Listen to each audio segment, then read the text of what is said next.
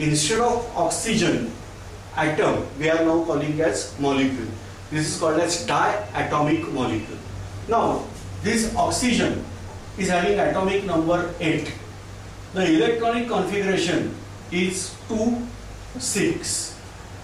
Now, the nearest inert gas, that should be again neon, atomic number 10. Electronic configuration 2, 8. You can observe here 6 electron and 8 electron. That means oxygen is having 2 electrons short. But suppose another donor atom is not available, then what it can do? There is the chance, I am showing in this way. This is oxygen nucleus, which is carrying out 8 protons.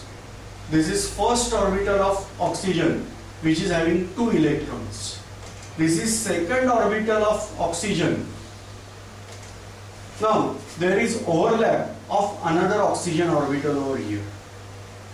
This is nucleus of another oxygen. This is first orbital of another oxygen having 2 electrons. Now, there are totally 6 electrons here and here. So, I am writing this way: 1, 2, 3, 4. 1, 2, 3, 4. The 2 electrons are on border. Here also 2 electrons are here. That means you can observe at one incident, this oxygen is having 8 electrons, whereas this oxygen is having only 4 electrons.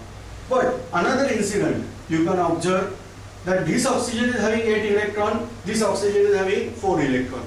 So 1 electron, that is total 2 electrons from this atom and 2 electrons from this atom, they get shared over here. So this is called as sharing up of electron. Sharing up of electron will give a type of bond that is called as covalent bond.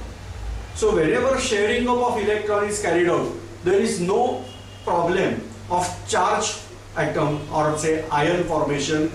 Atom remains electrically neutral as it is, but it is in bonding condition and electrons are shared out. So this is called as covalent bond. The number of electrons shared give rise to number of bonds formed.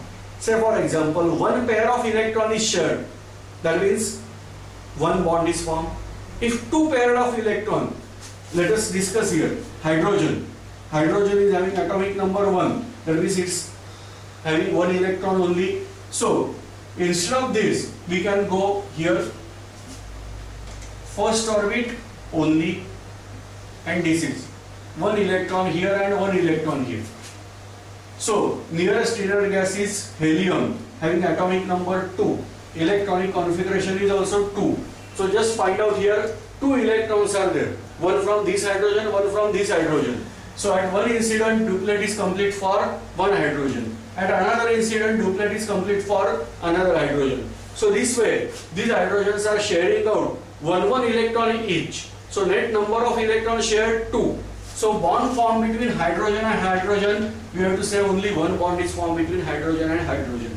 But in case of oxygen, there is formation of double bond between 2 oxygen because 2 electron from one and 2 electron from another get shared. Now same way, try to find out nitrogen, atomic number 7. And no doubt, after this lecture you have to give test. In that test, this question is asked, how many number of bonds are formed between nitrogen and nitrogen? No doubt, nitrogen is also giving covalent bond. So this is about electrovalent bond and covalent bond. The third type of bond, that is called as coordinate bond. But we are not discussing coordinate bond over here. Whenever we are discussing about D block element and F block element, at that time we have to discuss about coordinate bond in detail. So I have to study and I have to teach coordinate bond as separate part. And so I am not giving details of coordinate bond over here. So according to this electronic theory of valency, there are totally 3 types of bond. One is called as electrovalent, another is called as covalent, and third is called as coordinate. Out of that we have discussed electrovalent bond and covalent bond. Coordinate bond we are keeping outside. We'll discuss when we are discussing D block element, F block element, coordinate compounds. We have to discuss it separately. I hope you are able to discuss and you are able to draw the structure for nitrogen. Now, on basis of this, let us find out how to draw a dash structure and dot structure. I had to go for hydrogen again. Hydrogen was having one electron. Another hydrogen is having one electron. We are quite sure from atomic structure that electrons are identical one. We are not able to distinguish two electrons with respect to mass, with respect to charge, with respect to any other thing. But here we are just simplifying. This dot means electron of this hydrogen and this means electron of this hydrogen. So this way we are simplifying. So this is called as dot structure. Whereas hydrogen form one bond with another hydrogen, this is called as dash structure. Same way about oxygen. Two electrons are involved from one oxygen, two electrons are involved from another oxygen. So there is dash structure like this, whereas dot structure like this. Now you are aware, in case of nitrogen, there are 5 electrons in last shell. 3 electrons are engaged in bonding. So these 3 electrons are from this, whereas I have to show this as lone pair of electron. Can you give me simple answer? How pair can be lone? What is the meaning of lone pair? That pair belong to same atom. Then that is called as lone pair of electron. Now here I have to show lone pair as this. Here also lone pair of electron is there. So this is dot structure. Another nitrogen, 3 electrons are there, whereas this lone pair. Now bond is formed. So 3 bonds are formed between nitrogen and nitrogen. Say at one incident you will get 3 plus 3 6 plus 2 8 electron. In another part you will get 3 plus 3 6 plus 2 8 electron. This is dot structure. Whereas in case of dash structure, no need to show lone pair of electron, directly the bonding condition only we have to say. So nitrogen and nitrogen, triple bond is there between 2 nitrogen atoms. So this is about the representation. Now same way we can represent H2O. How you are going to represent H2O? Hydrogen is having 1 electron, oxygen is having total 6 electron. Out of that, 1 is paired with this hydrogen and 1 is paired with another hydrogen. So total 2 bonds are formed from oxygen, whereas 1 bond each is formed by hydrogen. So this is dot structure of water molecule, whereas dash structure I can draw this. Anyway, conditions are maintained.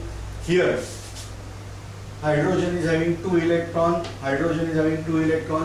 whereas oxygen is having 8 electrons around it. So this is the octet rule and theory of electronic theory of valency. On basis of that we have discussed, but you are aware, in case of religious matter and in case of science, there is something different. In science, nobody is 100% correct. In case of science, we can cross-examine. But in religion or religious matter, whatever is given in that book, only we have to obey that. That is the difference between science and religion. Here, after giving this theory, we are having lot of things that we can able to contradict. This is called as limitations or inadequacies of octet rule. Certain examples are there. Let us take well-known example of PCl5, phosphorus pentachloride. From school days only you are aware of this compound. This is the existing compound. You are aware phosphorus is having atomic number 15, whereas chlorine is having atomic number 17. I have to give electronic configuration of phosphorus 2, 8, 5, whereas for chlorine it is 2, 8, 7. The central atom is of phosphorus. I am drawing structure over here. So phosphorus is central atom. I should not consider 2 and 8. I am now last orbital only considering 5 electrons. 1, 2, 3, 4, 5. These 5 electrons are of phosphorus, outermost shell. Chlorine, I have to consider only last shell. 6 electrons.